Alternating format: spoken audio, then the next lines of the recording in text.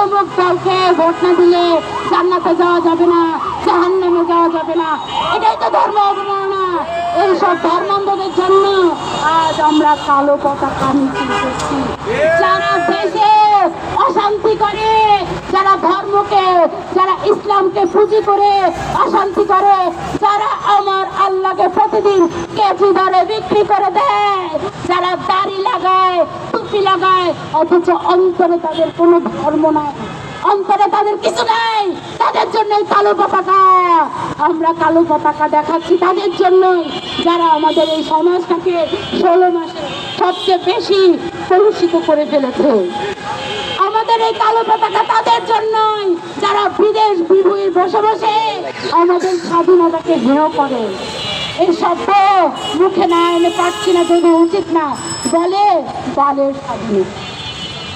ওই লোকের এবং তাদের যে বাহিনী, তাদের শাস্তি চাই আমরা এই বিজয়ের মাসে। যারা আমার স্বাধীনতাকে কটাক্ষ করে, যারা আমার দেশকে কটাক্ষ করে, যারা আমাদের মুক্তিযুদ্ধকে কটাক্ষ করে, তাদের বিচার চাই। যারা বলে 1971 কিছু না, তাদের বিচার চাই। একটা দেশে 54 বছর কেটে যাওয়ার পরে এত বড় সাহস তাদের থেকে আসে, যারা বলে স্বাধীনতা কিছু না, 24 আন্দোলন ছিল। এই আন্দোলনের ভিতরে কিভাবে আপনারা 9 মাসের এই রক্তকই যুদ্ধকে টেনে নিয়ে এসে এটাকে অপমান করার চেষ্টা করেন? আপনাদের এত বড় সাহস, আপনারা আমাদের দেশের মানচিত্রটাকেই ধ্বংস করে দিতে চান। এই স্বাধীনতা দিবসে, এই বিজয় দিবসে যারা বলে বিজয় পাকিস্তান জিন্দাবাদ, পাকিস্তান, তাদের শাস্তি চাই। তাদেরকে ধরে এনে বিচার করেন না কেন? যারা আমার এই দেশে উর্দু ভাষায় কথা বলে, যারা পাকিস্তান পাকিস্তান করে মারা যাচ্ছে, তাদেরকে এনে মেরে ফেলুন, ফাঁসি দিয়ে দিন, মরেই যায়, তাই না? ওদেরকে ফাঁসি দিয়ে দেন।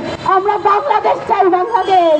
আমরা কোনো পাকিস্তান চাই না, আমরা কোনো আফগানিস্তান চাই না, আমরা কোনো ভারত চাই না, আমরা বাংলাদেশ চাই।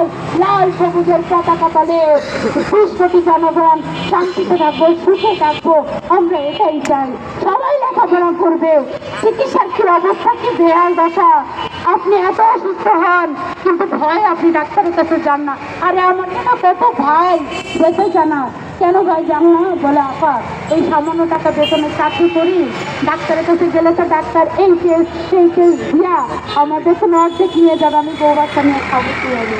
এই যে আজকাল এই যে হাহাকার, এই হাহাকার সব মানুষের, আমরা খুব দুঃখে আছি। কেউ দেখে না, গতকালকে 1 কেজি শিমের দাম ছিল 70-80 টাকা, অথচ শিমটা এখন সারা দেশে হচ্ছে। তাহলে দাম কমে না কেন? দেশে কোনো কিছুর দাম আগেও কমেনি, এখনো কমে না। আমরা দেশের মানুষের জন্য একটা সত্যিকারের সোনার বাংলাদেশ চাই, যে দেশে সবাই দেশে খেলে ভালো থাকবে। আমার